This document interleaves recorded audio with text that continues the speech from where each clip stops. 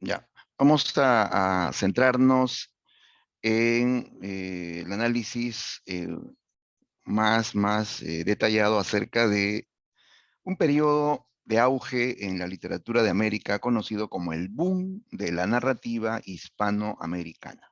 ¿Ok? El boom de la narrativa hispanoamericana y lo vamos a ver en función del más popular eh, de sus integrantes, de sus representantes.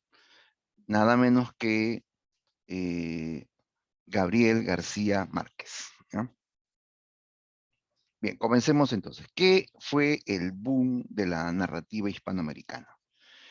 Miren, se puede decir que el boom, más que un movimiento o corriente literaria, fue un fenómeno literario que implicó un auge, un éxito de la novela latinoamericana allá por los años 60 hasta mediados de los 70. ¿Ya? El boom fue el apogeo de la novela latinoamericana en el contexto mundial. ¿Ya? Significa pues que en estos años 60 y 70 la literatura de jóvenes escritores latinoamericanos se va a mundializar. ¿Ya? Se va a expandir a nivel mundial. ¿Ya? Y repito, no fue tanto un movimiento literario, fue la conjunción, el encuentro de escritores talentosos que produjeron obras de alta calidad y también la fuerte promoción editorial de empresas editoriales, tanto españolas como latinoamericanas, que van a marketear, que van a publicitar a estos escritores a nivel internacional. ¿Ya? Entonces, el boom fue esencialmente eh, un éxito comercial, un éxito de ventas, eh, de novelas latinoamericanas a nivel internacional. ¿Ya? Y todo esto, chicos, va a ir de la mano pues con un contexto histórico también. ¿Qué sucede en el ámbito histórico de aquellos tiempos? Veamos. Ya ha terminado la Segunda Guerra Mundial, y se vive una época de tensión, una época de conflicto ideológico, político, económico, entre dos grandes bloques, entre dos grandes potencias. ¿No? Se enfrentan el bloque capitalista representado por Estados Unidos y el bloque comunista representado, liderado por la Unión Soviética. ¿Cómo se llama este conflicto, chicos? ¿Ah? ¿Cómo se llama este conflicto? A ver quién lo dice, este conflicto entre el bloque capitalista y el bloque comunista en el ámbito ideológico, político, económico, ¿cómo se llama este conflicto? A ver, los leo. Claro, así es, Luis. Correcto, Ángelo. La Guerra Fría, exacto. Se vive la Guerra Fría, ¿no? Y eso va a tener su impacto también aquí en América. En América hay este conflicto también en los diferentes países, ¿no? De tal modo que Estados Unidos, pues que desde muchos años ha querido tener el control, ¿no?, de las economías de América Latina, bajo ese lema, ¿no?, que alguna vez se dijo, ¿no?, con mucha ilusión, América para los americanos. Resultó convertirse pues en que los americanos o norteamericanos querían que América sea pues prácticamente para ellos nada más, ¿no? Y entonces Estados Unidos va a auspiciar gobiernos, mayormente dictaduras de derecha, con el fin de, por un lado, defender sus intereses, sus empresas en América Latina y también detener el avance del comunismo, ¿sí? Claro, aparecen dictaduras, gobiernos militares eh, de postura derechista y que van a, pues, a generar una época de mucha tensión en los diferentes países, ¿no? Claro, aparecen dictaduras en Chile, en Argentina, en Venezuela, en Paraguay, en el Perú, ¿sí? En Cuba, en fin, ¿no? En todos los países, en Guatemala, Nicaragua, ¿no? Dictaduras, repito, auspiciadas por Estados Unidos para defender sus intereses y para detener también el avance de las ideas comunistas en esta parte del mundo, ¿sí? Entonces, eso va a generar una época pues, de mucha tensión, de mucha represión, ¿no? De mucha violencia, ¿no? Y van a haber obras que van a hablar de esto. Aparece todo un ciclo de novelas sobre la dictadura en América Latina, ¿ya? Por ejemplo, Vargas Llosa publica la obra Conversación en la Catedral, ¿sí? Donde él critica una dictadura en nuestro país. ¿Alguien recuerda qué dictadura criticó Vargas Llosa en su obra Conversación en la Catedral? ¿Ah? Conversación en la Catedral. ¿A qué dictadura ataca Vargas Llosa en esa novela? Fue una dictadura de los años 50, que Mario Vargas lo vivió, pero recién lo escribió en los años 60, ¿no? ¿Quién gobernaba el Perú en los años 50? Odría, bien Ángelo, exacto, Manuel Odría, ¿no? Y bueno, fue uno de los tantos dictadores que tuvo el Perú, porque después vendrían otros, ¿no? Velasco, Morales Bermúdez, ¿no? Fujimori, en fin, ¿no? El Perú ha tenido muchas dictaduras, ¿no? Y así, van a haber novelas que van a cuestionar dictaduras, ¿no? Aparece también El otoño del patriarca de García Márquez, la obra Yo el Supremo de Augusto Roa Bastos, ¿no? Novelas que van a cuestionar estos regímenes dictatoriales en América Latina, ¿no? Todos los países de América Latina prácticamente tuvieron dictaduras, ¿no? Y eso va a generar reacciones, ¿no?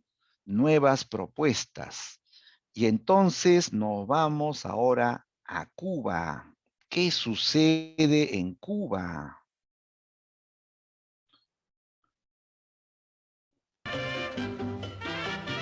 ¿Qué sucederá en Cuba? Así es, la revolución cubana en la tierra de Celia Cruz, ¿no?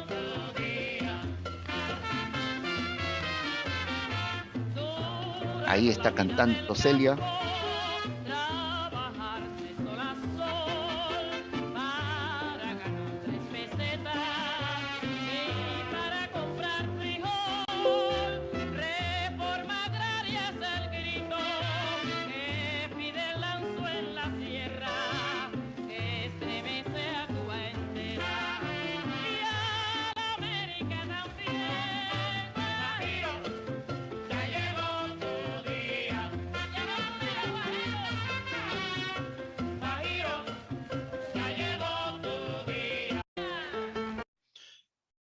Así es, señores. Estalla la revolución cubana de Fidel Castro, ¿no?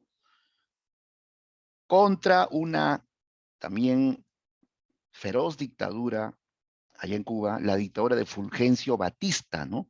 Que fue un militar que favoreció, pues, evidentemente, intereses norteamericanos en Cuba, ¿no? Que incluso estuvo vinculado a las mafias, ¿no? Que habían en Cuba, ¿no? Y mantuvo pues a Cuba en el atraso, ¿no? En la pobreza, en una educación que estaba pues por los suelos, no habían hospitales, no habían colegios, ¿no? Pero sí habían grandes negocios, ¿no? Habían turismo, habían grandes casinos, ¿no? Lugares de diversión para mayormente los turistas, sobre todo norteamericanos, ¿no? Cuba era la isla de diversión de los norteamericanos, ¿no? Entonces se alzó Fidel Castro aliado con otras grandes figuras como el Che Guevara, Camilo Cienfuegos, ¿no? Que derribaron la dictadura de Fulgencio Batista. Y por primera vez en la historia, ¿no? ¿No? Eh, Lograron pues vencer al poderoso del norte, ¿no? ¿Sí?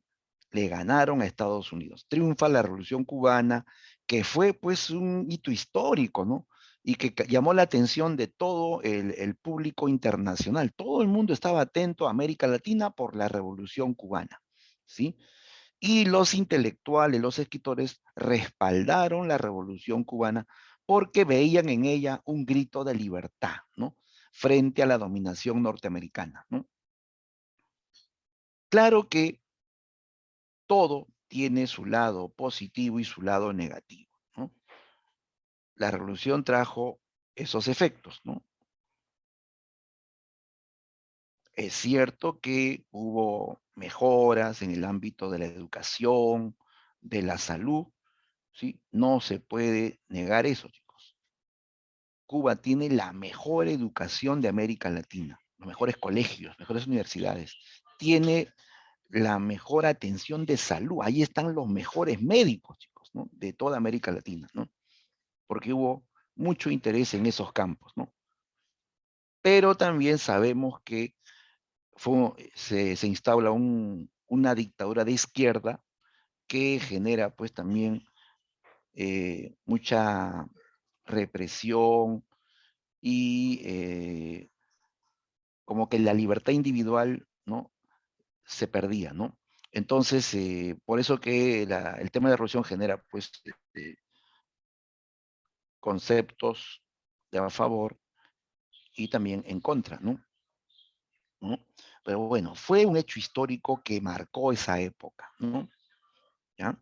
Eh, y los autores del boom latinoamericano van a adherirse a la revolución cubana, van a viajar a Cuba y van a respaldar a Fidel Castro, ¿no?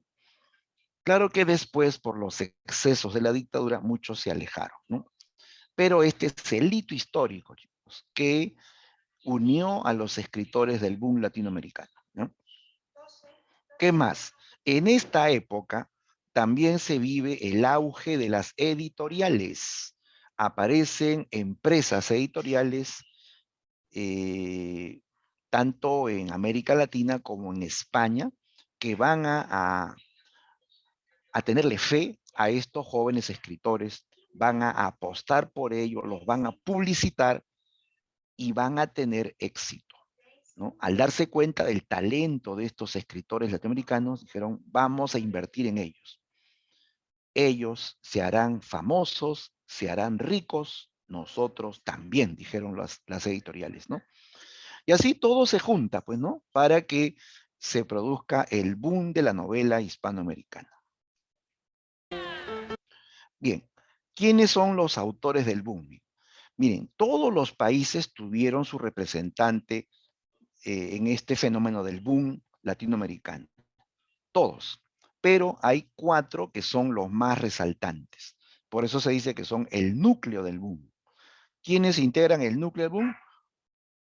Los, los 4 mejores novelistas de esta generación. Los 4 fantásticos del boom son, en primer lugar, nuestro compatriota Mario Vargas Llosa. ¿Ya? Él fue el iniciador del boom. O sea, él fue el primer escritor latinoamericano que tuvo este éxito internacional a raíz de la publicación de su novela La ciudad y los perros. ¿Ya? Esta novela, chicos, fue un éxito de ventas.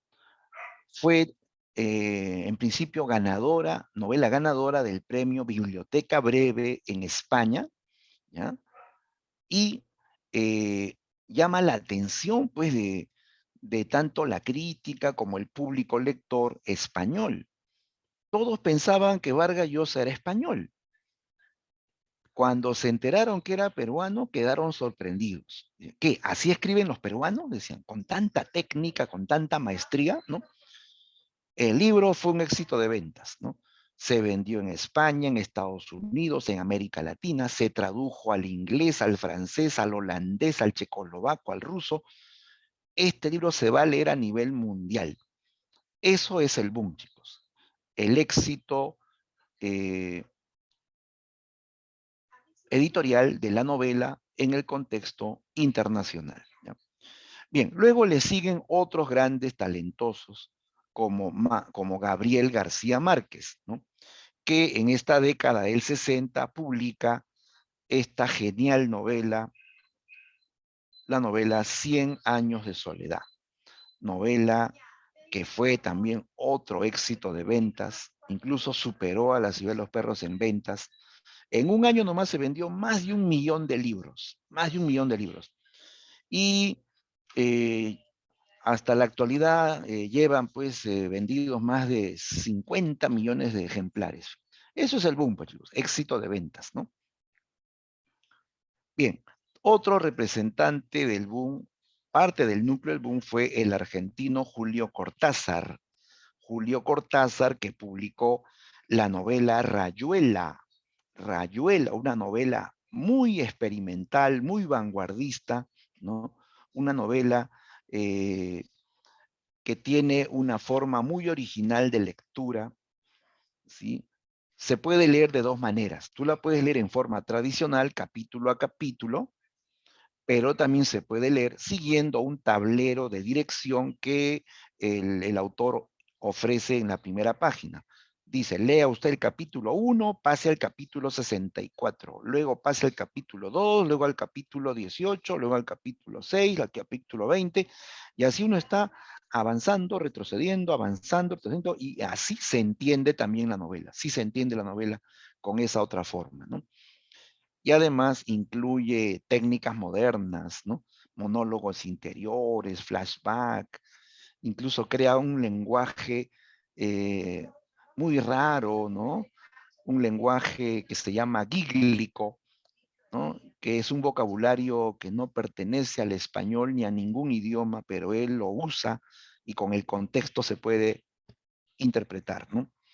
Entonces, esta va a ser otra novela muy original, también va a tener gran éxito de ventas, tal cual las obras anteriores. Y el cuarto integrante del núcleo del boom fue el escritor mexicano Carlos Fuentes. ¿Ya? Carlos Fuentes publica esta gran novela titulada La muerte de Artemio Cruz, novela que alterna dos historias.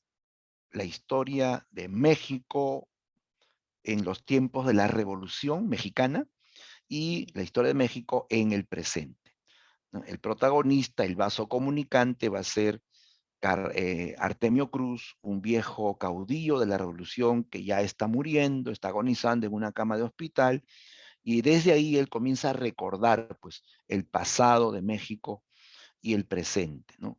Cómo él siente remordimiento pues, de haber traicionado los ideales de la revolución mexicana, de haberse enriquecido él y su familia, y no haber cumplido los ideales de la revolución, que era beneficiar a todos, ¿no? Bien, entonces, todas estas novelas son de alta calidad, chicos, ¿ya? Estas novelas van a ser muy consumidas, muy leídas a nivel mundial, no solamente en lengua española, sino en diferentes lenguas extranjeras. ¿Ya? Repito, ellos no son los únicos, son el núcleo. Alrededor hay toda una nube de otros escritores talentosos, ¿no?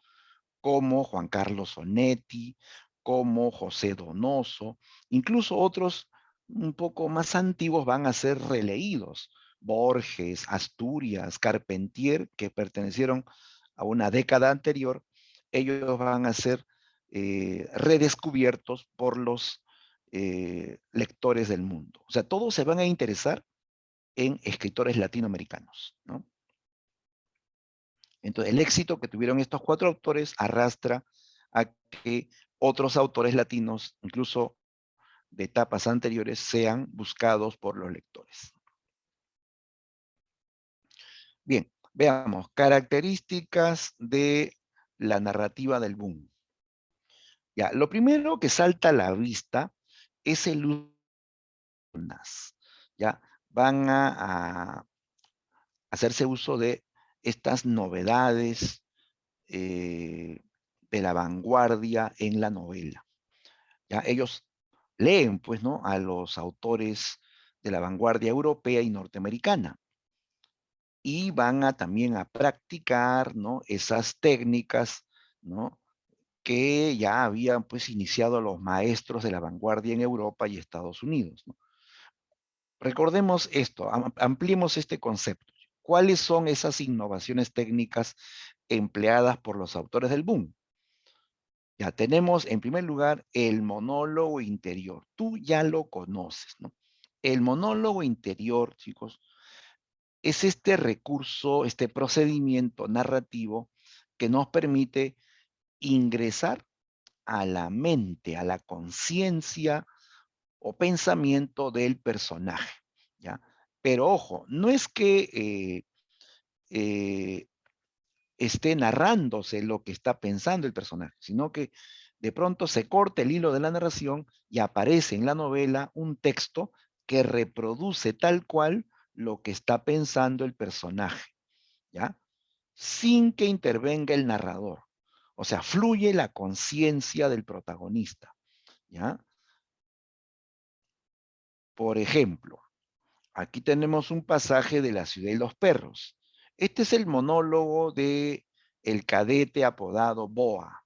Boa, un cadete de la selva, siempre está, ¿no?, pensando cosas y tú vas a poder leer lo que él está pensando.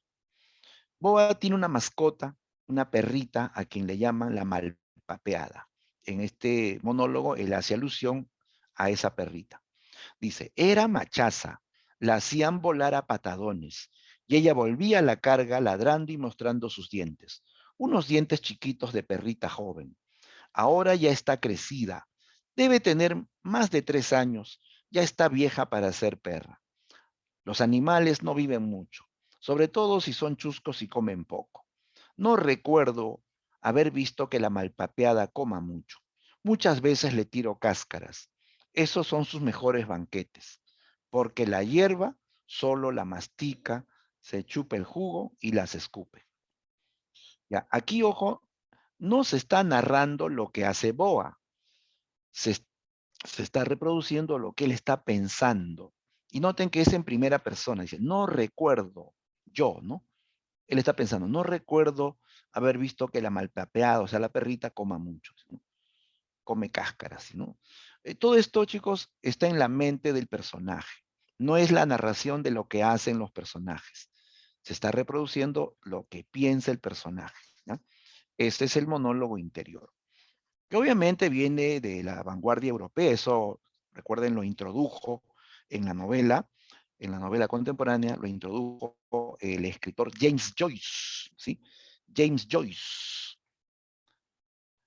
Y esto lo van a captar pues muchos autores, tanto europeos como latinoamericanos, ¿no?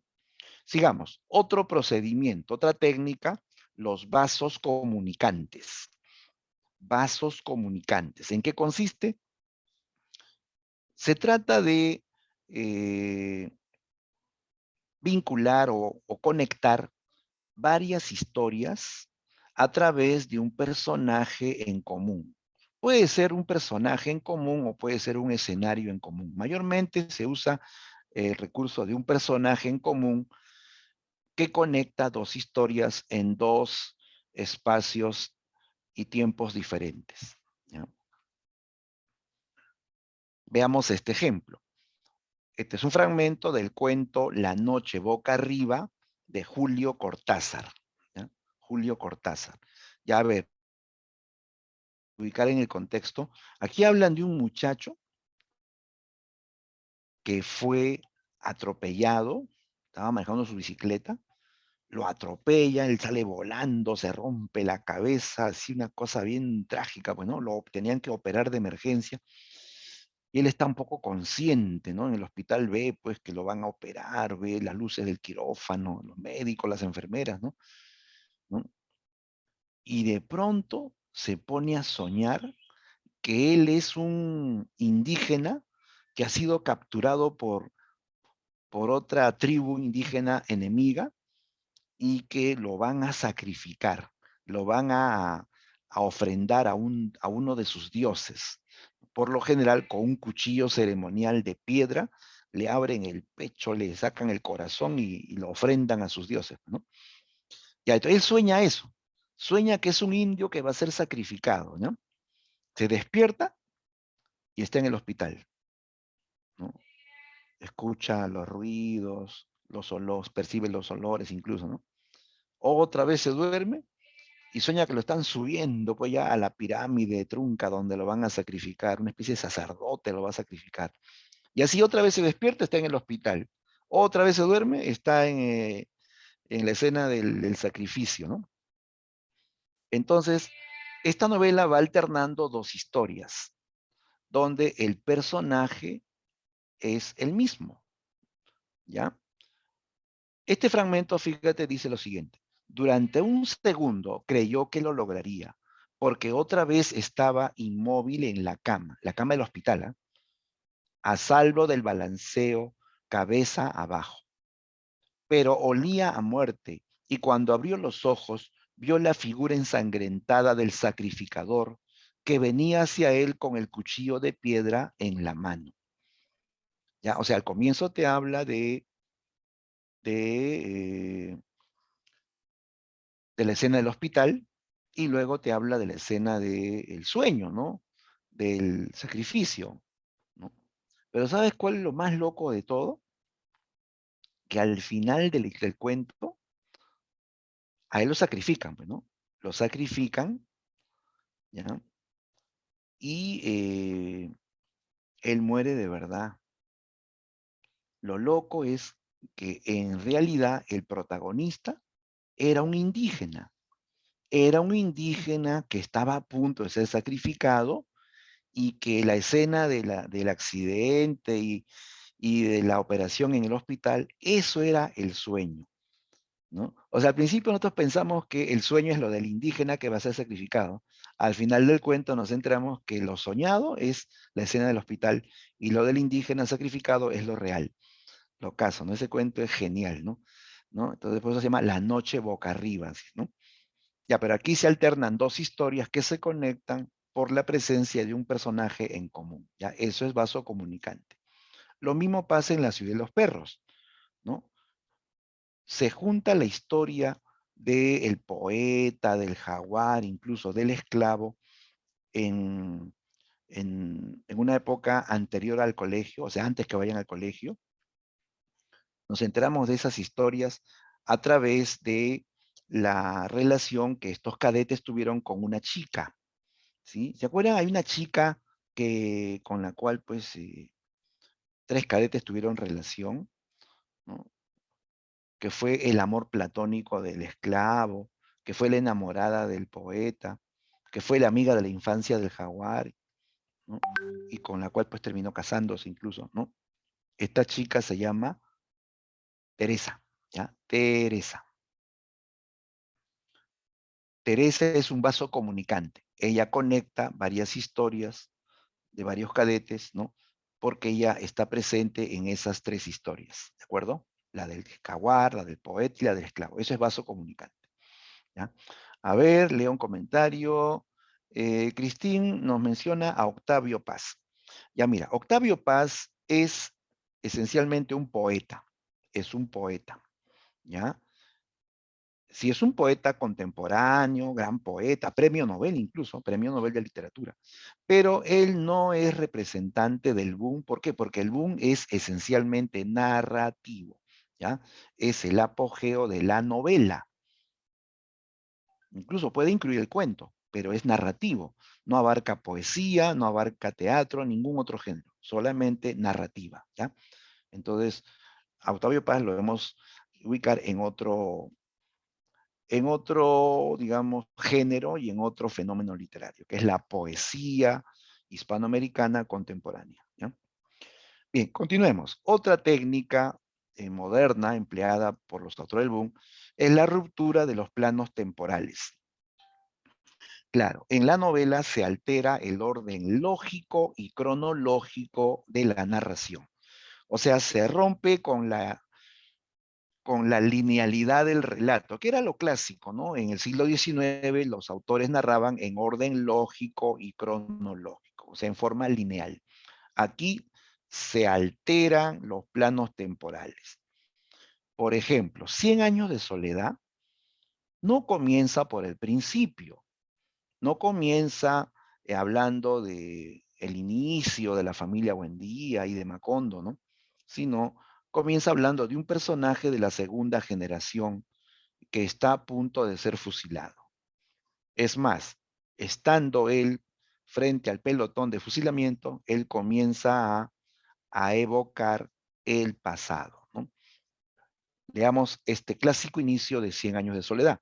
Muchos años después, frente al pelotón de fusilamiento, el coronel Aureliano Buendía había de recordar aquella tarde remota en que su padre lo llevó a conocer el hielo.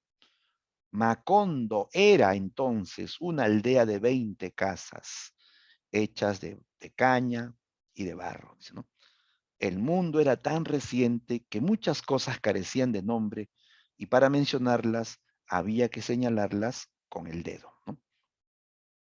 Ya, entonces, este es el inicio de 100 años de soledad, que no es el inicio de la historia, es un punto, digamos, elegido al azar, no es el inicio exactamente. El personaje Aureliano va a recordar el día en que su padre lo llevó a conocer el hielo, o sea, cuando era un niño, ¿no? Cuando Macondo era una pequeña aldea de 20 chozas, ¿no? ¿No? Entonces, hay un salto al pasado, ¿sí? ¿Te das cuenta? Hay un salto al pasado, porque evoca cuando Macondo era una pequeña aldea de 20 casas, cuando recién comenzaba la historia, ¿no? Entonces, se altera el orden tanto lógico como cronológico, ¿no? Sigamos. Otro recurso novedoso va a ser el dato escondido, la técnica del dato escondido, también conocido como la técnica del iceberg, ¿ya? La técnica del iceberg, ¿ya?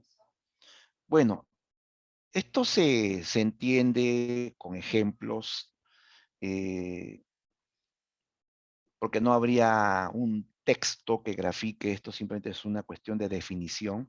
Por ejemplo, si uno lee La ciudad de los perros, un dato escondido en La ciudad de los perros es el asunto de la muerte del esclavo Ricardo Arana, ¿no? Ricardo Arana, que fue un personaje que murió en esta historia.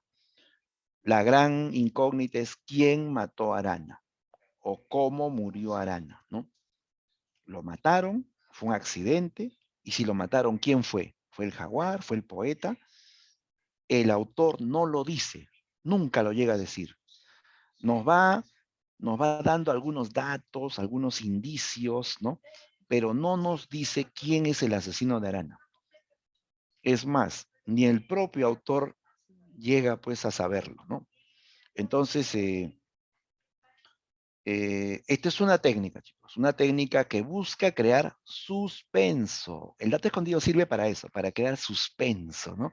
Y eso hace que el lector esté pues interesado en saber, ¿no? Cuál es el misterio, ¿no? Busca descubrir el misterio.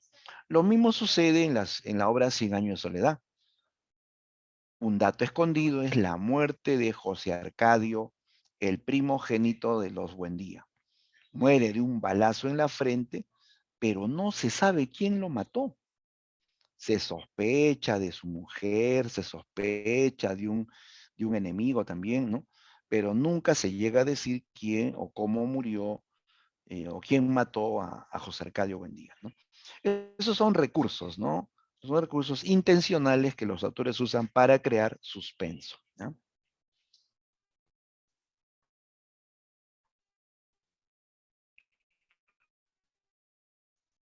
Bien, otra técnica. ¿Han visto cajas chinas, chicos?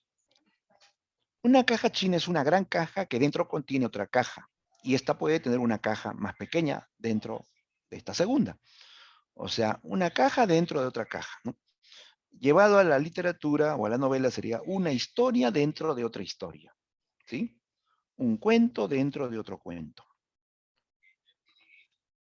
Por ejemplo, en la novela Conversación en la Catedral de Vargas Llosa, nos cuentan la historia de dos amigos que se encuentran después de muchos años y que van a reunirse en un bar de Lima que casualmente se llama La Catedral, ¿no?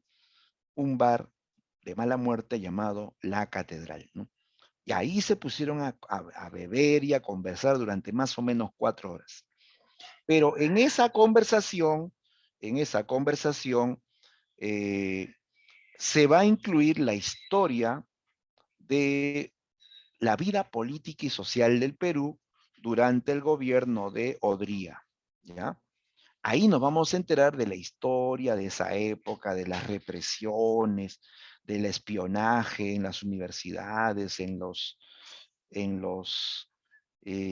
las fábricas, en los sindicatos, ¿no?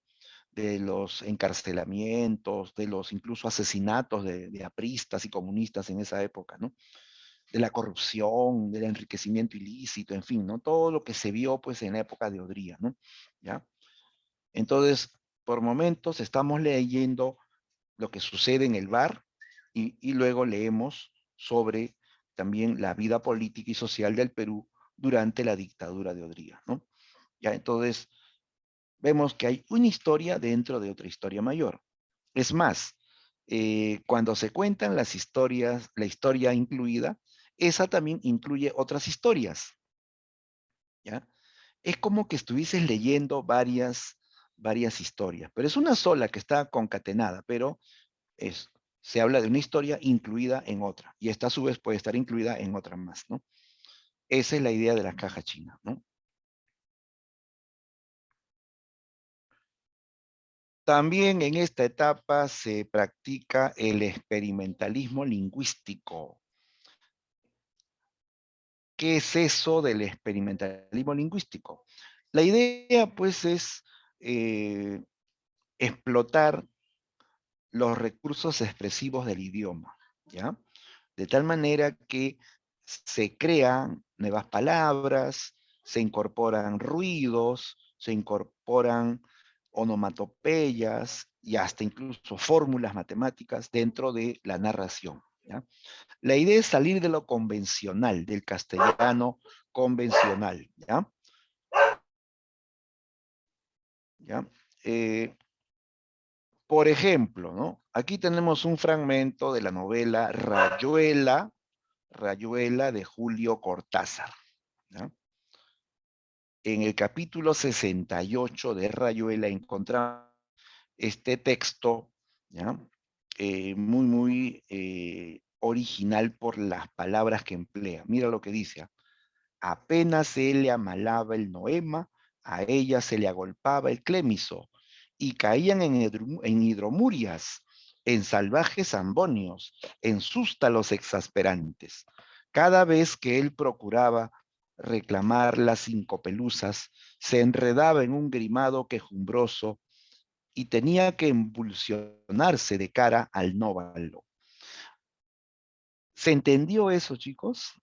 A primera lectura, pues sí o no, no se entiende nada, ¿no? Porque hay palabras que son ahí extrañas, ¿no? Amalaba, noema, agolpaba, clémiso, hidromurias, ambonio, sústalos, nóvalo. Esas palabras no existen, no pertenecen al español ni a ningún idioma. Son palabras inventadas por el autor, ¿ya? Pero que con el contexto uno puede interpretar algo, ¿no? Claro, previo a esto se habla de una pareja, un argentino y una uruguaya que se conocieron en un club nocturno, ¿no? Que se enamoraron y terminaron pues en un encuentro íntimo, ¿no? Y justamente este texto reproduce con este lenguaje original este encuentro entre el argentino y la uruguaya, ¿no?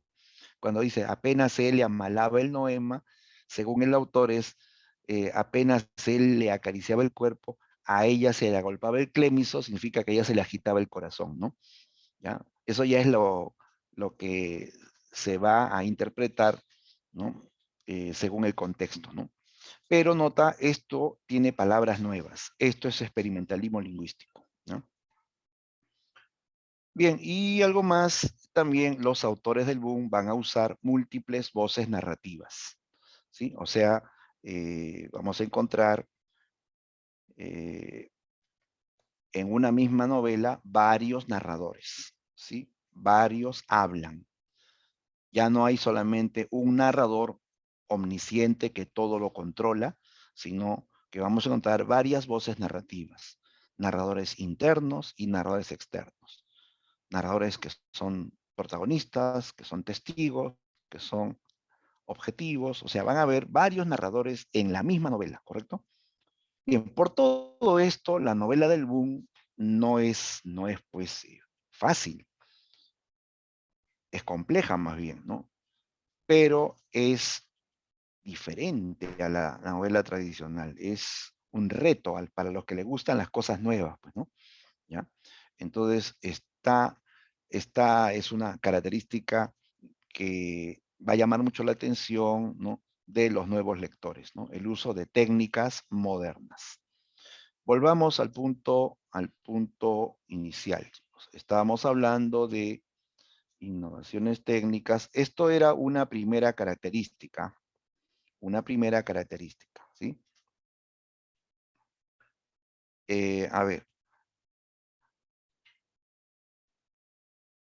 sigamos con las características. Ya, uno fue las innovaciones técnicas. ¿Qué más? También en esta etapa vamos a encontrar participación activa del lector. Claro, el lector tiene que participar en la reconstrucción, en el ordenamiento de la historia. Claro, estas novelas hacen que el lector involucre. El lector tiene que ordenar lo que está leyendo, tiene que reconstruir, tiene que interpretar, tiene que diferenciar el monólogo de la narración común. Entonces, esto está dirigido a lectores activos, ¿no? La novela tradicional es para lectores pasivos, que ya no tienen que hacer nada más que leer, ¿no? En cambio, la novela del boom está dirigida a un lector que tiene que reconstruir el sentido del texto. ¿Qué más? En esta etapa se va a integrar lo real y lo fantástico. Sí, se crean novelas y cuentos donde la realidad se quiebra con algo sobrenatural, se quiebra con algo que rompe las leyes físicas. Ya, a eso se llama literatura fantástica. Tiene que haber una realidad, pero que se quiebra, ¿ya? O sea, no todo va a ser fantasioso, ¿ah?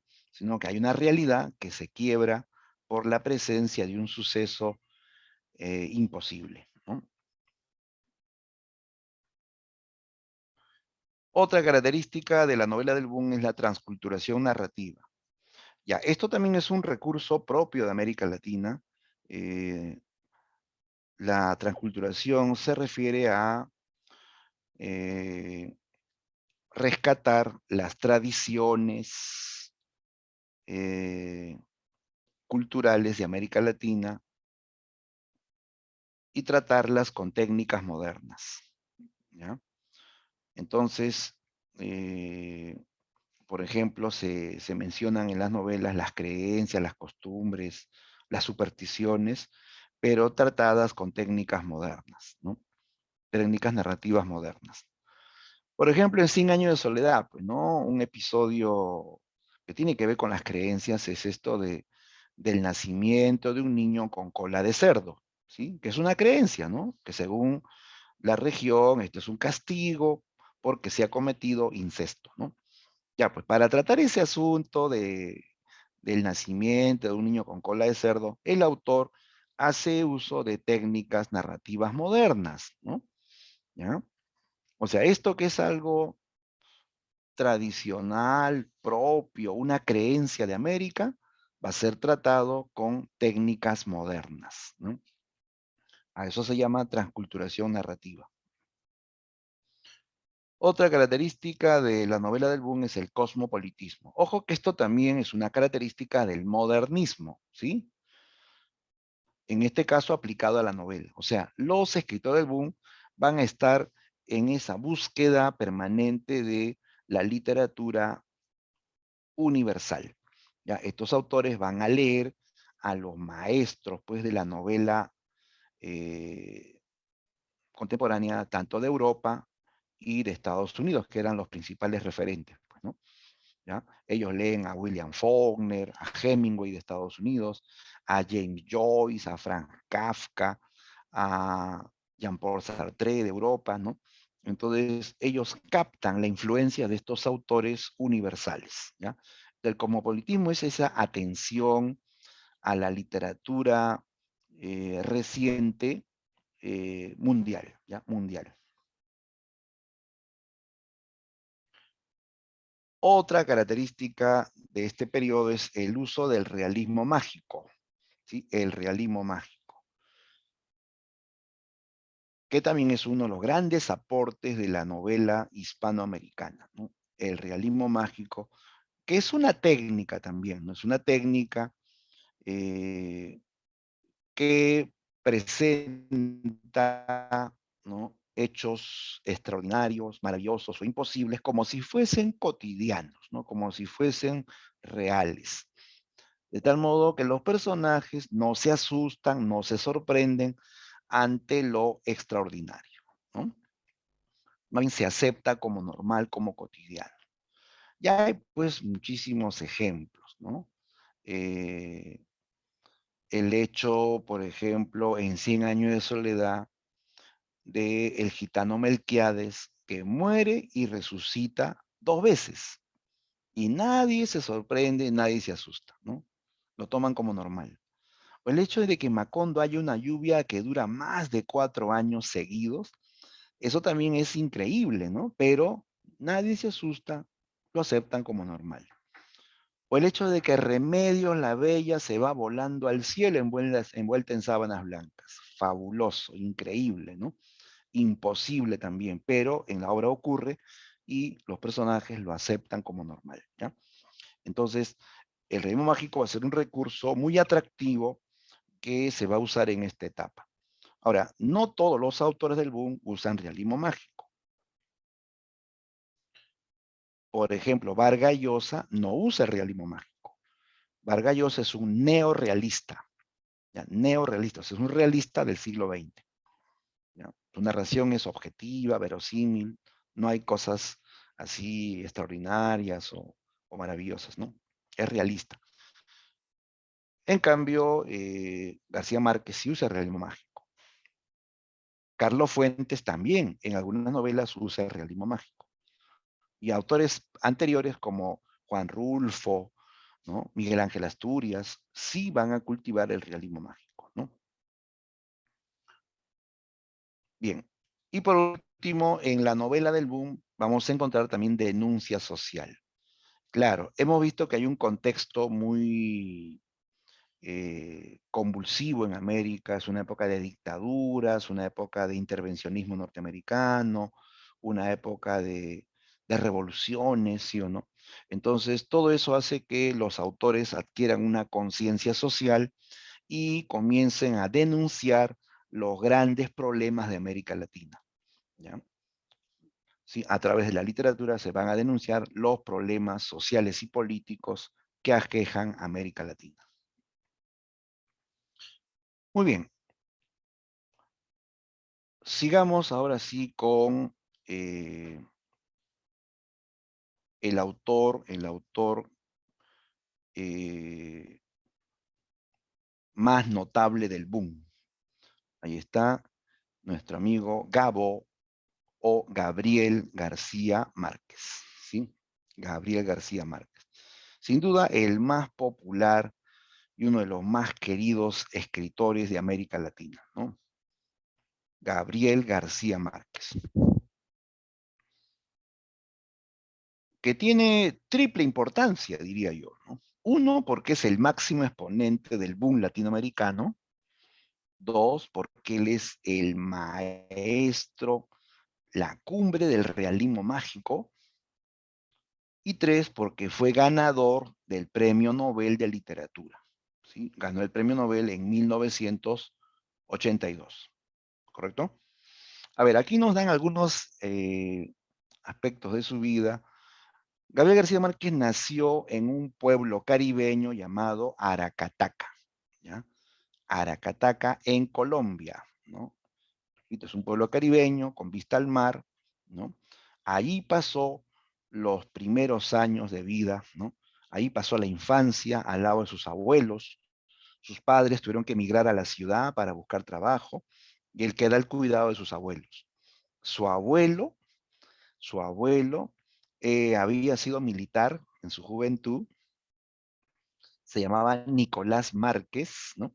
Y cuenta pues Gabriel que su abuelo lo sentaba en sus rodillas y le contaba historias de guerras, de revoluciones, de grandes batallas, ¿no? ¿No? Que emocionaban al niño, ¿no? También su abuela, doña Tranquilina Iguarán, le contaba historias así fantasmales, mitos, leyendas de su pueblo, ¿no? Todo eso va alimentando la imaginación del niño Gabriel, ¿no? Que en el futuro sería escritor, ¿no? Luego, Gabriel García Márquez va a estudiar Derecho, va a la Universidad de Cartagena. Sin embargo, él no concluye los estudios porque él nunca quiso ser abogado, ¿no? Era digamos, un anhelo familiar, ¿no? Desde muy jovencito, siendo estudiante de Derecho, él se va a interesar por el periodismo, ¿ya? Incluso sin haber estudiado periodismo, él comienza a hacer pequeños trabajos de redacción en el diario El Espectador, ¿no? De Cartagena. Y así, como tenía talento para escribir, porque eso sí, a él le encantaba escribir, ¿no? Va pues a ser un periodista de oficio, que se forma a sí mismo, ¿no? ¿Ya? Entonces, no ejerce el derecho, pero sí el periodismo. Y así, a través del periodismo, comienza a publicar sus primeros relatos, ¿no? Y también va a seguir desde el periodismo los incidentes de la insurrección guerrillera en Cuba, ¿ya? Hasta que se logra el triunfo de los cubanos, ¿no? Frente a los norteamericanos, ¿no? Entonces, García Márquez va a apoyar esta revolución cubana, se hace amigo de Fidel Castro, ¿ya? Viaja a Cuba, ¿no? Entabla una gran amistad con el líder de la revolución, ¿no? Hasta su muerte, ¿ya? Y Fidel Castro va a ser admirador de García Márquez y lector de sus libros también, pues, ¿no?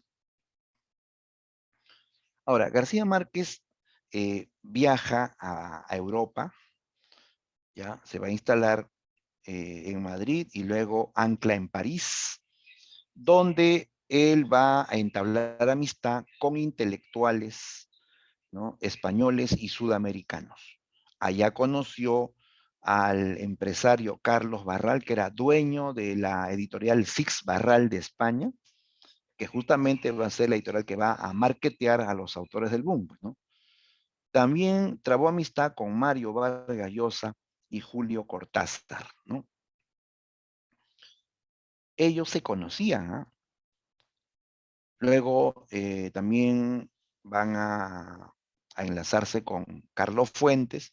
Estos autores se van a encontrar en España, van a ser muy marketeados, van a ser amigos, van a viajar juntos, ¿no?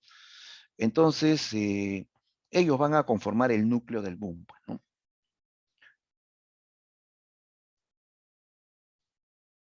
La época de la fama fue 1967. ¿Ya? En ese año nace Cien años de soledad.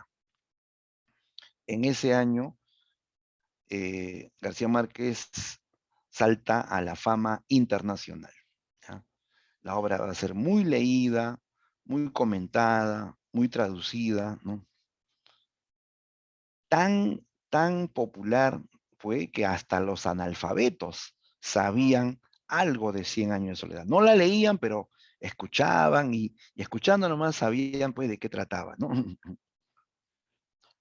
Y todo esto es inicio de una larga carrera literaria que se corona pues con el premio Nobel, ¿no? En 1982, Gabriel García Márquez gana el premio Nobel de literatura por toda su producción literaria, por su aporte, por haber dado a conocer problemática latinoamericana, ¿no?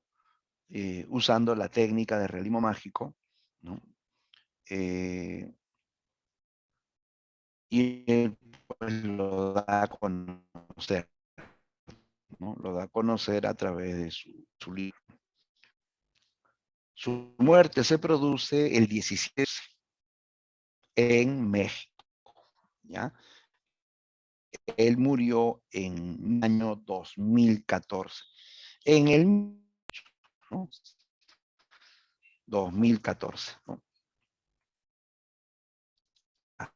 Ahí dejó de existir una leyenda de la literatura hispanoamericana, ¿no? Por acá tenemos sus principales obras de Gabriel García. Ya, primero quiero resaltar un paquete de novelas que han sido denominadas el ciclo Macondo. El ciclo Macondo. Ya es un conjunto de libros Macondo, ¿ya?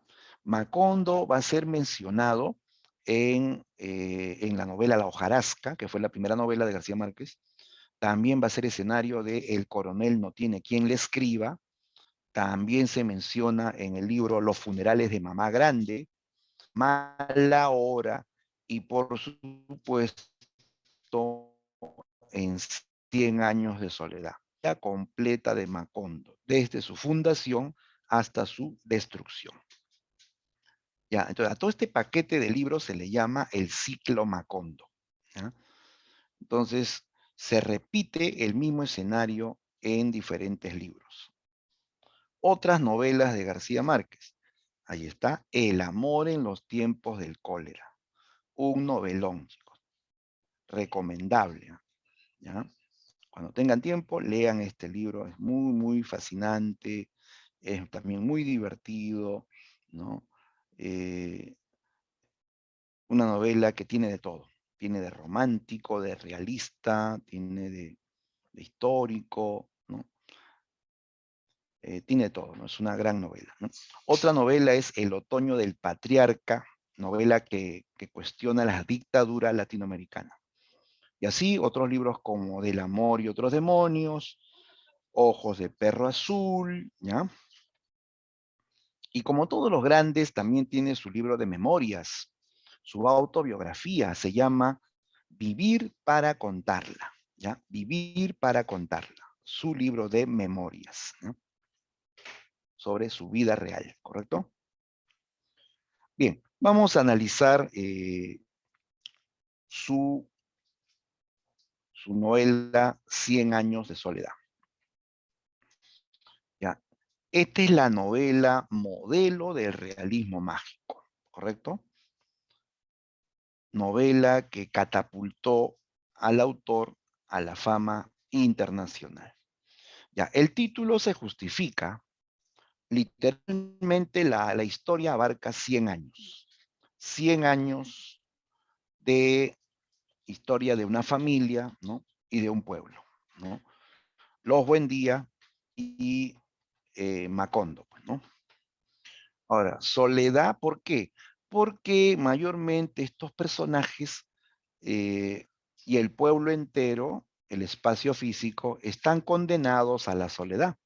Macondo es un pueblo aislado, un pueblo olvidado, que fue construido en la Amazonía, que no tiene contacto con ningún otro pueblo. Es un pueblo aislado, ¿ya?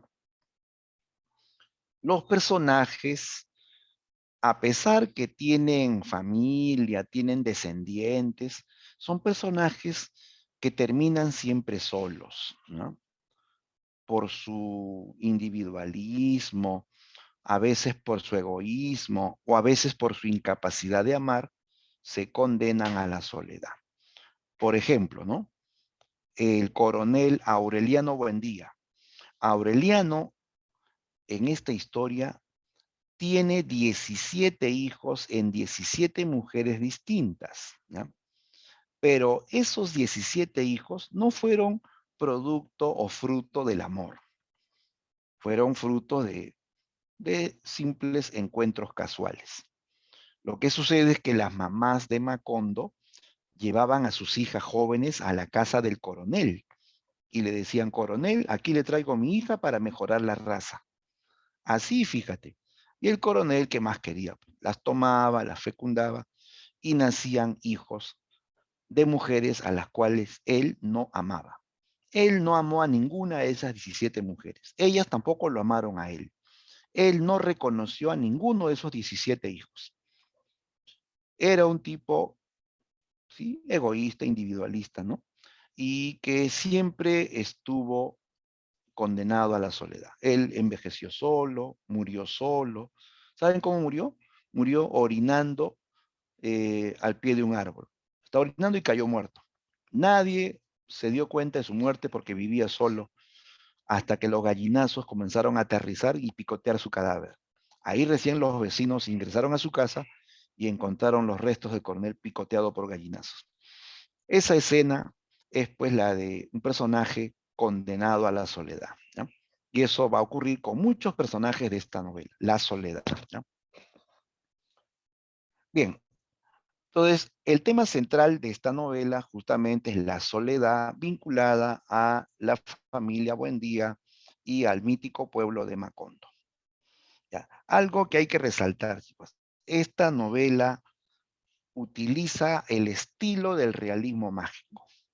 Ahora, ya nosotros sabemos que es el realismo mágico, ¿no? La presencia de hechos extraordinarios, maravillosos, imposibles, como si fuesen cotidianos. Ahora, para lograr ese efecto, hay varias formas.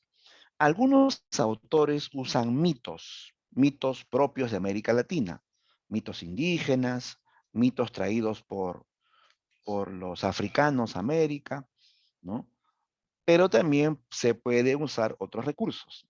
Por ejemplo, García Márquez utiliza preferentemente la hipérbole, ¿ya? La hipérbole, o sea, la exageración, ¿correcto? García Márquez todo lo agranda, todo lo agiganta, eh, y eso le da no solamente una nota increíble, sino una nota graciosa también, ¿sí? Por ejemplo, en Cien años de soledad, un personaje hiperbólico es José Arcadio Buendía. Dice que José Arcadio Buendía tenía una apariencia descomunal, que cuando volvió a Macondo después de haberse fugado con los gitanos, regresó hecho un mastodonte.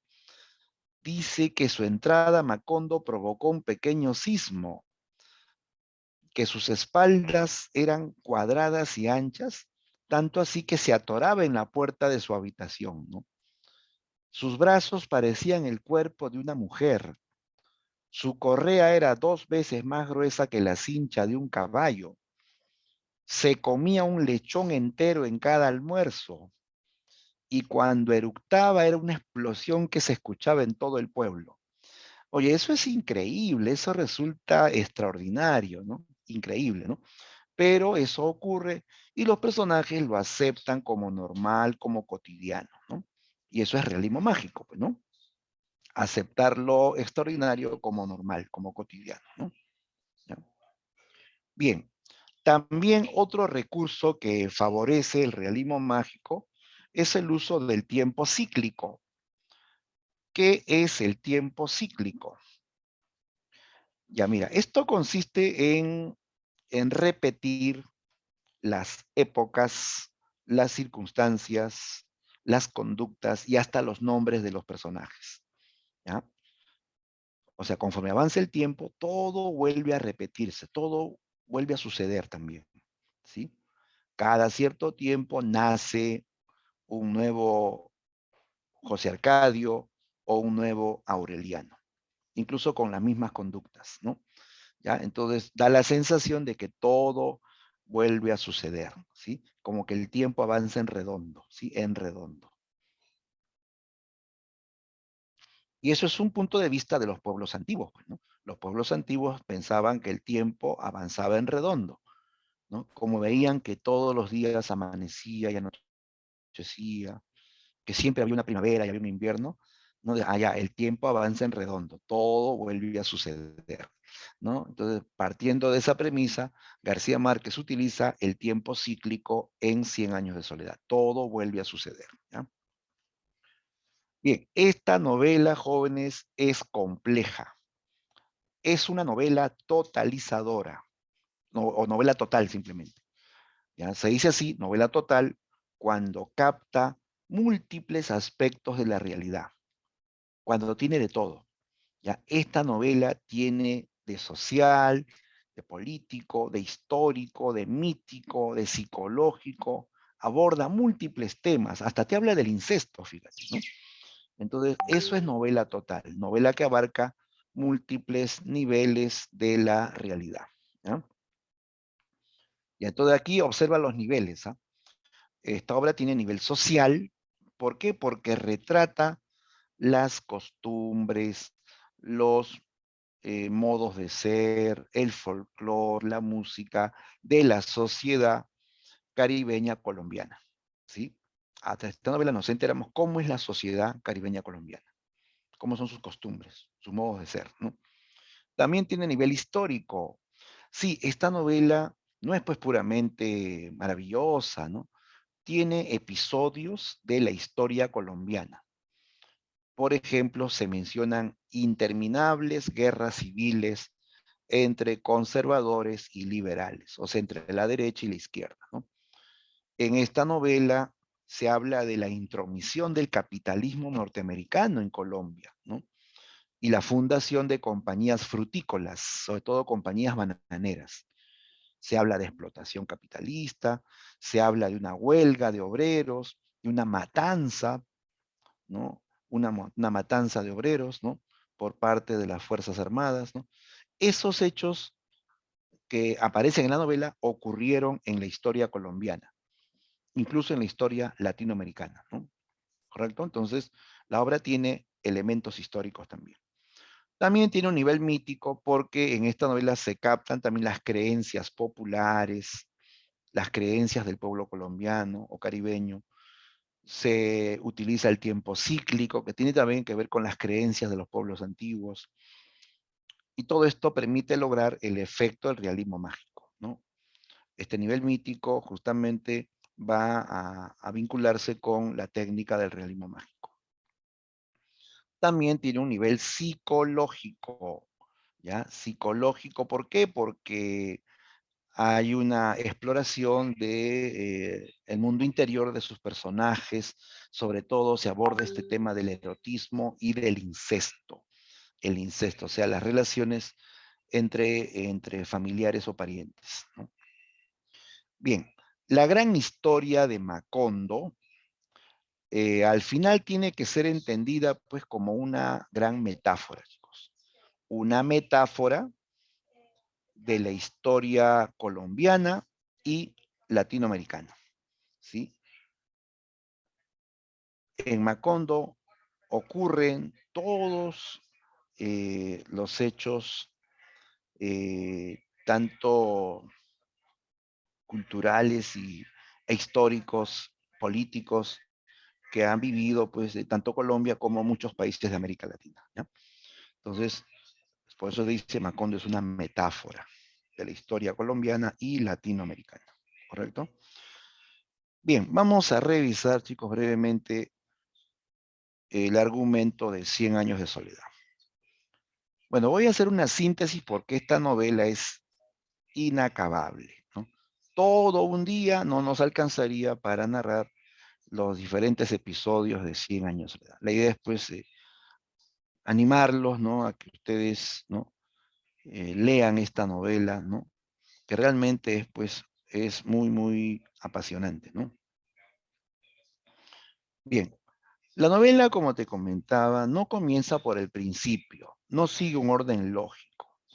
Comienza hablando del coronel Aureliano Buendía a punto de ser fusilado, y él va a recordar, estando ahí, su infancia, cuando su padre lo llevó a conocer el hielo, ¿no? Bien, pero para entender esta historia, nos podemos valer de este árbol genealógico, ¿ya? La genealogía de la familia Buendía, ¿ya? Aquí vamos a entender la secuencia de las 7 generaciones de los Buendía, ¿ya? Bien, veamos entonces la historia de los Buendía en orden, ¿no? Comienza esta historia de los Buendía con la unión de una pareja de primos, José Arcadio Buendía se enamora de su prima Úrsula Iguarán, ¿sí? Y esto va a ser pues catalogado de incesto, ¿no? La madre de Úrsula le prohíbe esta relación. La madre le advierte, le dice que si ella se empecina en casarse con su primo, una maldición caería sobre ellos, que uno de sus hijos o descendientes nacería con cola de cerdo, ¿ya? Le dijo, en vez de parir hijos, vas a parir cerditos, dijo, ¿no? Y le dijo también que eso no era superstición, sino que eso ya había sucedido antes. Le contó que una tía suya también tuvo amoríos con su primo y engendraron un hijo, un niño que nació con una especie de cola, una cola en forma de tirabuzón, como la de los cerdos, ¿no? ¿Ya? Que ese niño creció siempre aislado, siempre escondido, siempre avergonzado de su cola, hasta que un día, harto de la cola, mandó llamar a un carnicero y pidió que se la corte. El carnicero le voló la cola de un hachazo y ese día murió, ¿no? Eso había sucedido en una generación anterior. Cuando Úrsula escuchó esa historia, quedó espantada.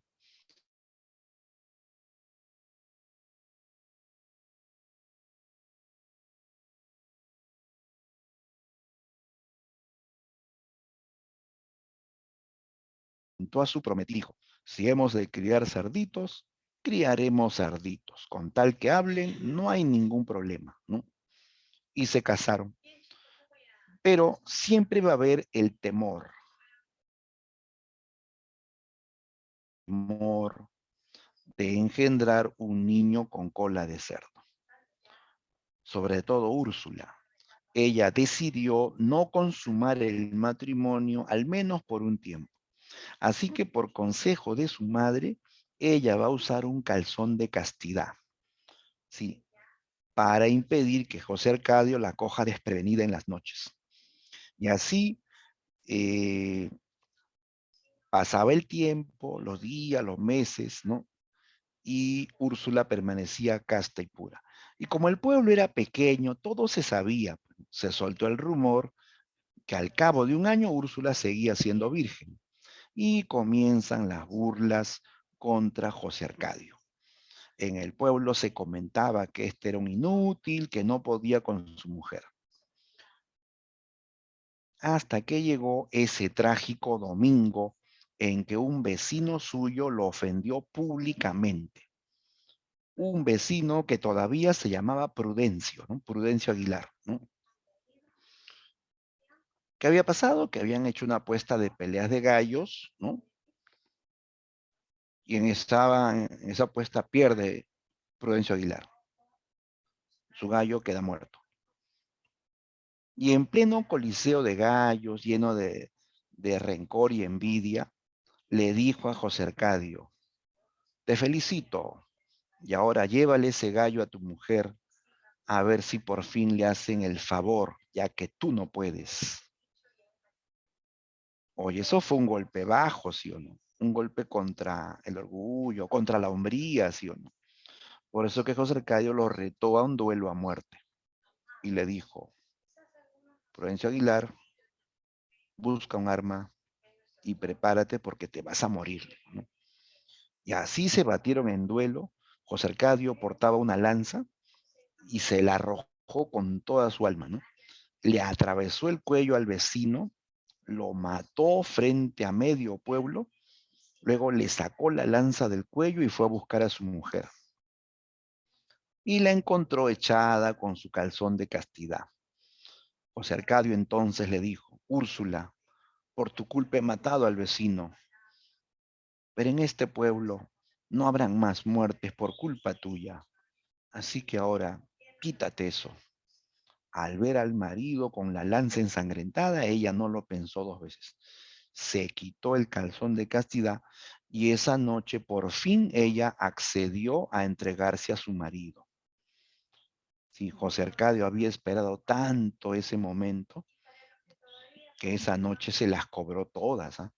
Sí, no la dejó dormir toda la noche, la estuvo amando hasta el amanecer. Se quedaron en la cama hasta el mediodía del día siguiente. Hicieron tanto escándalo que perturbaban la paz del velorio del vecino Prudencio Aguilar, ¿no?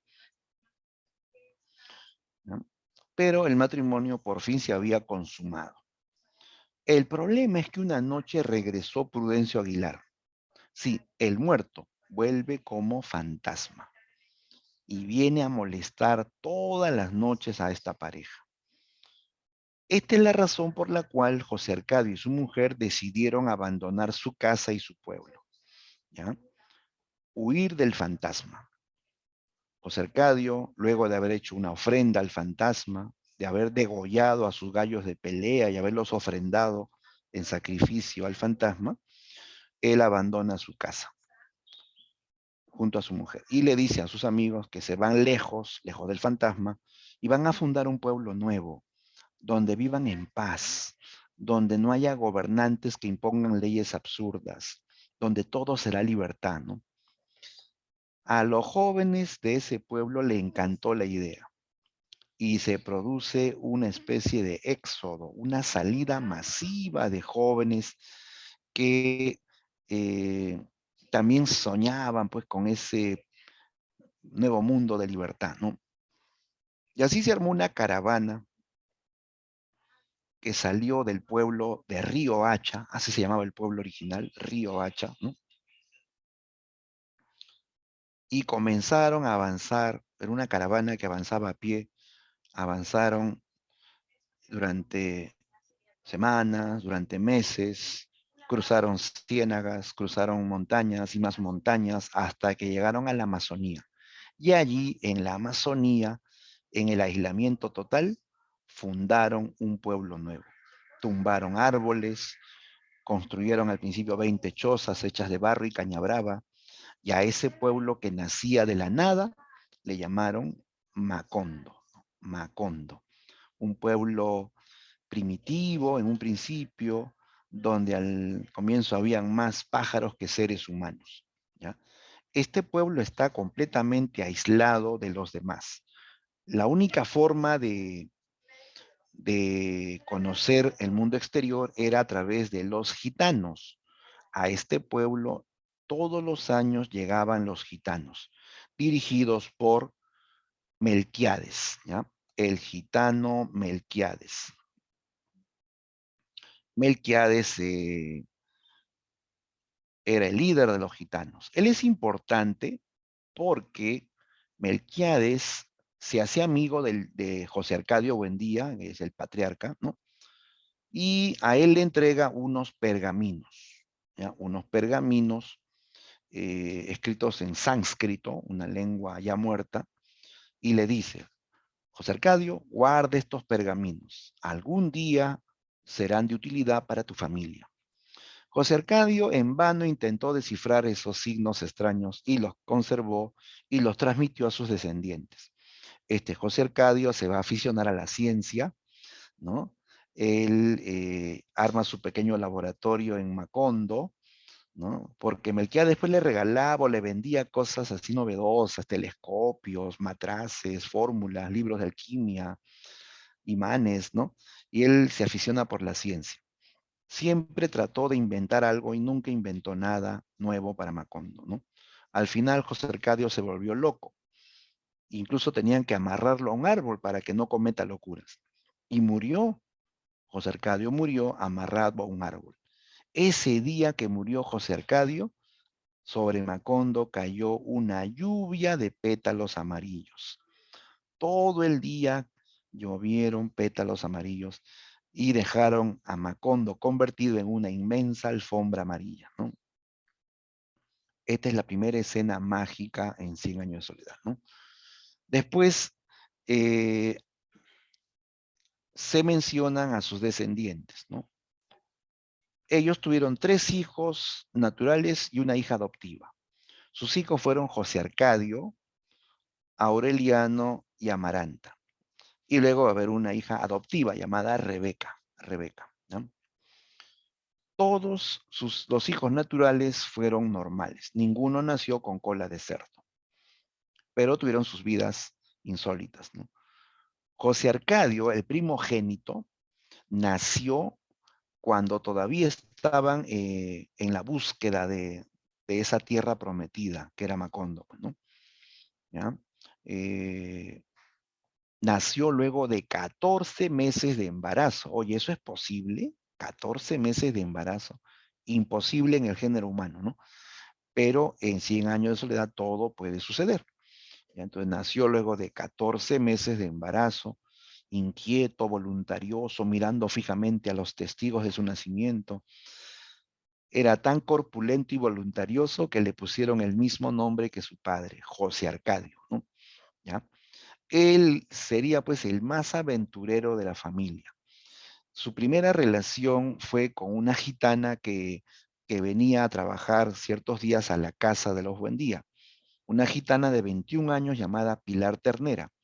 José Arcadio va a ser prácticamente seducido por esta gitana cuando él apenas tenía 16 años, ¿no?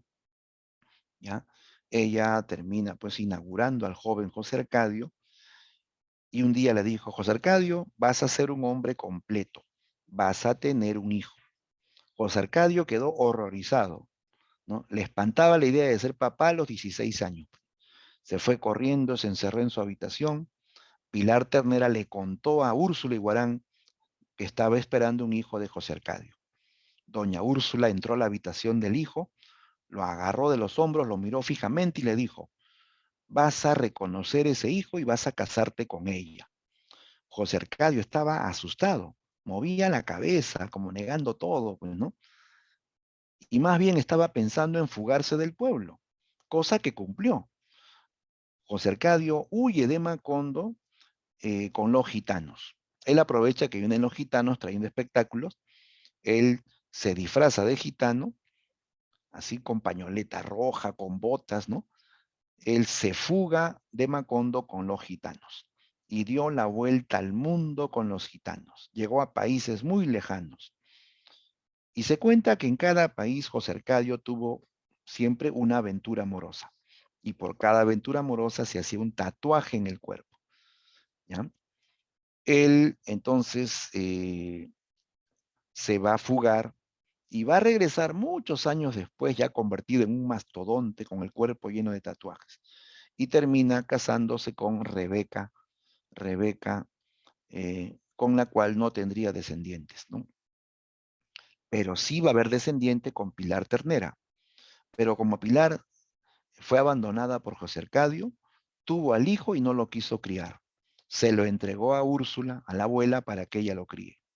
Pilar Ternera termina enredándose con el otro hermano, con Aureliano, y con él también tuvo un hijo, y le llamaron Aureliano José, al cual tampoco quiso criarlo, y lo entregó a Úrsula para que lo críe, ¿ya? Entonces Pilar Ternera entonces tuvo hijos tanto de José Arcadio como de Aureliano, ¿no? Ahora, este Aureliano, que es el segundo hijo de los Buendía, con el tiempo se convierte en un militar revolucionario, el coronel Aureliano Buendía, que promovió 32 revoluciones armadas contra el gobierno y todas las perdió. Él tuvo 17 hijos en 17 mujeres distintas y a todos sus hijos le llamaron Aurelianos y se diferenciaban por el segundo nombre. Estos 17 aurelianos todos fueron asesinados en una matanza política en una misma noche, ¿no? Ahora, Arcadio, que es el nieto de los patriarcas, ¿no? Arcadio, eh, en su juventud conoció a su madre Pilar Ternera, ¿ya? Él no sabe que ella es su madre. La encontró en un burdel de Macondo, ¿sí? Sí, Pilar Ternera terminó siendo prostituta en Macondo, ¿no? Y él conoció a su madre y sin saber que era su madre, él se obsesionó con ella. Pilar Ternera, horrorizada, ¿no? Para evitar acabar con esta obsesión, le pagó a una chica para que esté con su hijo. Le pagó a Santa Sofía de la Piedad, le pagó con la mitad de los ahorros de toda su vida para que esté con Arcadio. Y así surgió esta relación entre Santa Sofía y Arcadio. Una relación en donde no había amor, ¿no? José Arcadio no amaba a esta mujer, ni ella a él, pero como le pagaron a Santa Sofía, se entregó a Arcadio y así nació una hija, una niña muy hermosa que sería llamada Remedios, Remedios la Bella, ¿ya? Esta chica eh, literalmente se fue al cielo, ¿no? Y era pues una chica muy bondadosa, muy inocente, muy pura. Y su familia decía que ella algún día se iría al cielo. Y literalmente una tarde, tendiendo sábanas blancas, se envolvió en una sábana y se elevó al cielo. Ante la mirada de toda su familia. Remedios, mientras se eleva al cielo, se despide de su familia y la familia se despide de ella con la mano, ¿no? Una de sus tías apenas pudo decir, ¿por qué te llevas mis sábanas blancas? O sea, no se asombra de esto que es increíble, de irse volando al cielo, y solamente le reclama por su sábana blanca, ¿no? Y esto es otro ejemplo de realismo mágico.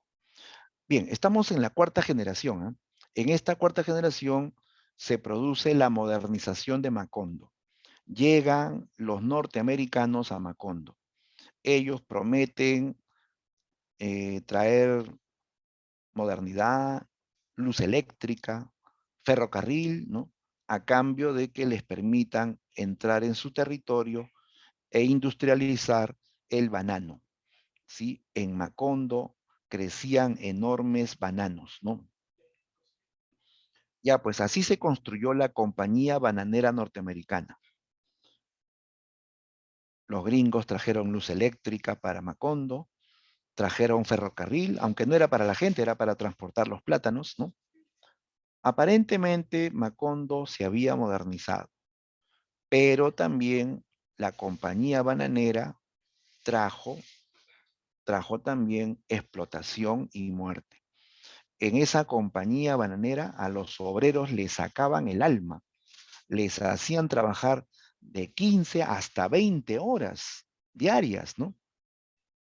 Y les pagaban miserias, ¿no? Los maltrataban incluso. Por eso en esta generación se desata la primera huelga de obreros contra la compañía bananera norteamericana.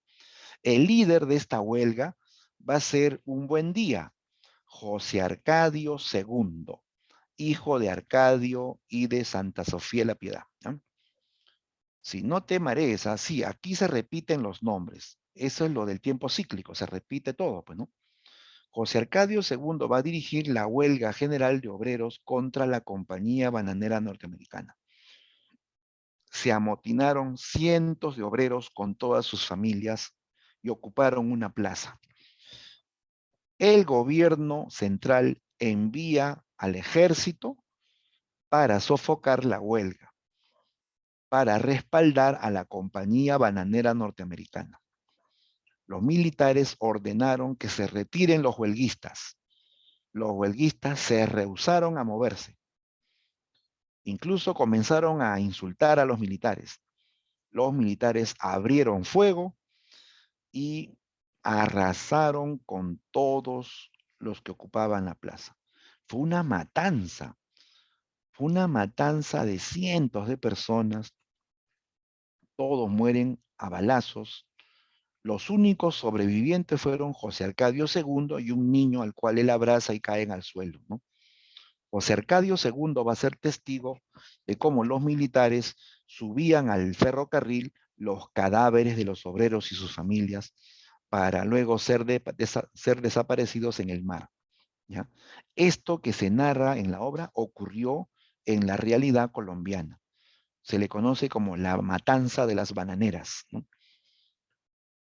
¿Sí? Una masacre de obreros, ¿no? A manos del ejército enviados por el gobierno.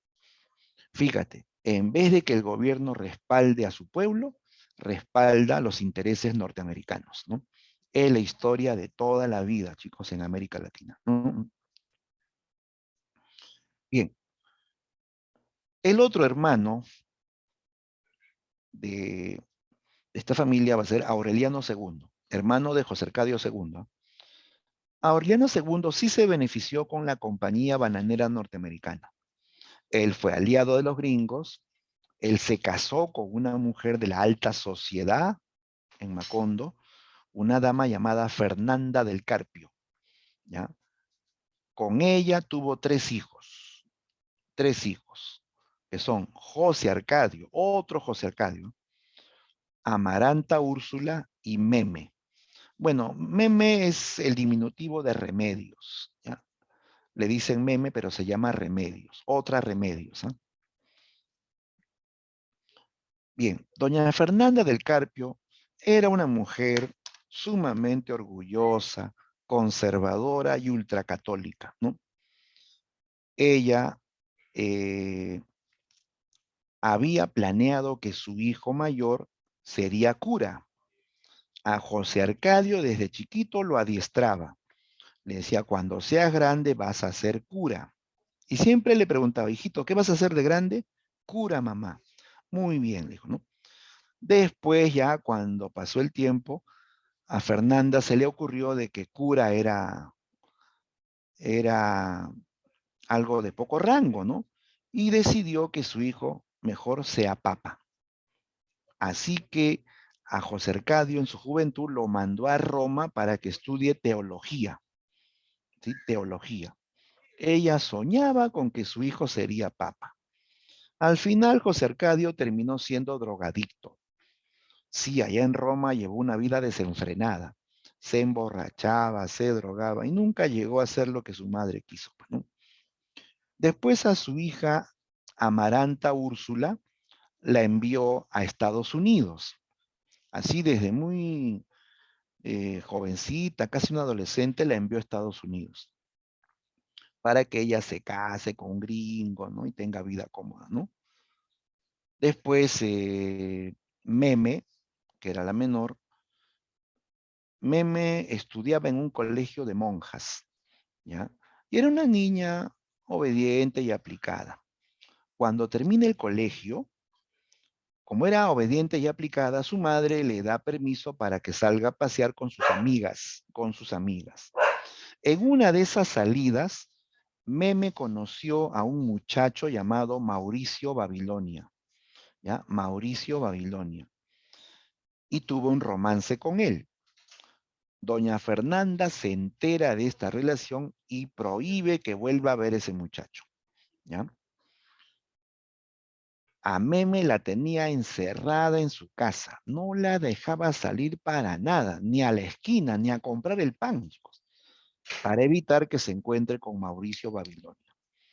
Pero Meme se escapa de su casa, se revela, pues, ¿no? Y busca a Mauricio Babilonia y se quedó varios días con él. Y como dicen en América, sucedió lo que tenía que suceder, ¿no? De tal modo que ella después regresa a casa, su madre está furiosa, la castiga, la mete a un convento, ¿sí? La encerró en un convento para que no vuelva a ver ese muchacho. Después se enteró que su hija estaba embarazada. Así que para evitar el escándalo, ¿no? Y el qué dirán, ¿no? Le pidió a las monjas que retengan a Meme en el convento mientras duraba su embarazo, ¿no? Y así Meme dio a luz un niño al cual le llamaron Aureliano Babilonia. Nace el niño y Fernanda del Carpio lo va digamos, a rescatar del convento, ¿no? Le pide a las monjas que retengan a Meme en el convento hasta el final de sus días, ¿no? Que ella nunca saldrá al exterior, ¿no? Doña Fernanda se lleva al nieto, al principio lo quiso arrojar al río, ¿no? Porque era un hijo, ¿no? Fuera del matrimonio, ilegítimo para ella, pues, ¿no? Entonces lo quiso ahogar en un río primero. Pero después se le ocurrió mejor dejarlo en una canastita flotando en el río, ¿no? Y luego le dijo a todo el mundo que encontró un niño flotando en una canastita, ¿no? Como Moisés, ¿no? Y decidió criarlo, ¿no? Entonces ella inventa esa historia para que no se sepa que Meme tuvo un hijo antes del matrimonio, ¿no? Y así Fernanda crió a su nieto, haciendo creer que este era adoptivo, ¿no? Ella no quería que nadie lo conozca, siempre lo tuvo apartado, siempre aislado, ¿no? siempre solitario, ¿no? Y así, con el paso del tiempo, Fernanda del Carpio muere, ¿ya? Eh, Meme se quedó en el convento hasta el final de sus días, hasta su muerte. Amaranta siguió viviendo en Estados Unidos. José Arcadio seguía drogándose en Roma, ¿no? El único que va a quedar como administrador de la gran casa de los Buendía fue Aureliano Babilonia, ¿ya? Y un día Amaranta Úrsula regresó de Estados Unidos, ya convertida en una mujer. Ella se había casado, se había divorciado también y vuelve a Macondo. Llega a la casa de los Buendía y encuentra a este muchacho que hacía arreglos, que limpiaba y hasta cocinaba, y ella pensaba que era un empleado de la familia, ¿no? Lo miraba de lejos porque era apuesto, pero no le hablaba, solamente le daba plata para que siga limpiando y cocinando, ¿no? Hasta que un día eh, Amaranta salía de la ducha envuelta en una toalla, Aureliano venía de la calle y había estado bebiendo con sus amigos, ¿no? Así que se encontraron cara a cara. Dice que de la sorpresa a Amaranta Úrsula se le cayó la toalla al suelo. Y como Aureliano estaba entusiasmado por los tragos, ¿no? Él se acerca, seductor, valiente, pues, ¿no? Y Amaranta, que al principio ofrecía resistencia, terminó cayendo en brazos de Aureliano Babilonia. Y así se inicia una relación incestuosa, ¿no? Porque date cuenta que Amaranta Úrsula, para Aureliano Babilonia, era su tía, ¿no? Ella no sabe que es tía de él, ni él sabe que es sobrino de ella, ¿no? Y así se da una relación incestuosa que tiene como final el nacimiento de un niño. Se produce el nacimiento del niño con cola de cerdo. Nace el último Aureliano. El último Aureliano nace con cola de cerdo. Y esto ya es el anuncio del final. Este niño, este niño va a ser abandonado en su cuna, ¿no? Amaranta Úrsula muere durante el parto, ¿ya? Aureliano no quiere a este niño y en ese tiempo se dedica a descifrar los pergaminos que dejó Melquiades. Él se concentra a tal punto que no le importa que el niño llore y llore en su cuna, ¿ya? Pasó varias noches en vela tratando de descifrar esos pergaminos, hasta que por fin lo logró. Lo primero que descifró fue una frase que decía: el primero de la estirpe morirá amarrado a un árbol, y el último será devorado por hormigas. Entonces se acordó que el patriarca de los Buendía murió loco amarrado a un árbol. El último de la estirpe es su hijo. Volteó para ver la cuna y la cuna estaba vacía. ¿Dónde está?, se preguntó. Comenzó a buscar al niño con cola de cerdo, hasta que lo encontró en un rincón de la casa, en una escena que lo deja helado, ¿no? Ve a cientos de hormigas enormes que estaban devorando al niño con cola de cerdo. Y ve cómo las hormigas se lo llevan en procesión para terminar de devorarlo en su madriguera, ¿no? Lo que estaba escrito en el pergamino era una profecía. La historia de los Buendía, antes de que ocurra, ya estaba escrita. 100 años antes de que ocurra, ya todo estaba como predestinado, profetizado, ¿no? Siguió leyendo los pergaminos y encontró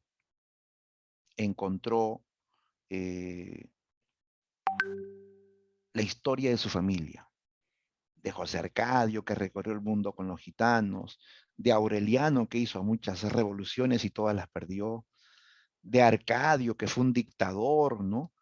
De Remedios, que se fue volando al cielo, de su abuela malvada, ¿no?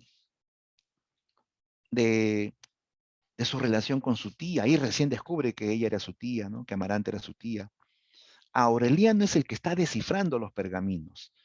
Aureliano Babilonia descubre que ahí estaba la historia de su familia 100 años antes de que ocurra.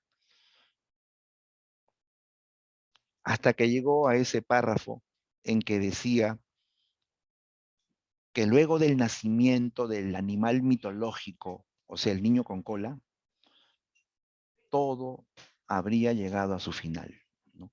Que cuando el descifrador termine de leer ese párrafo, ese mundo sería barrido por el viento, ¿no?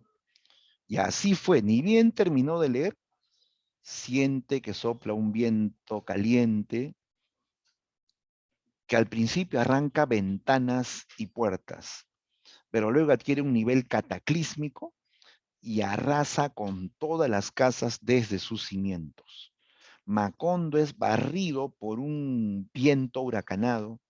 Macondo de pronto ya está siendo centrifugado por el aire, ¿no?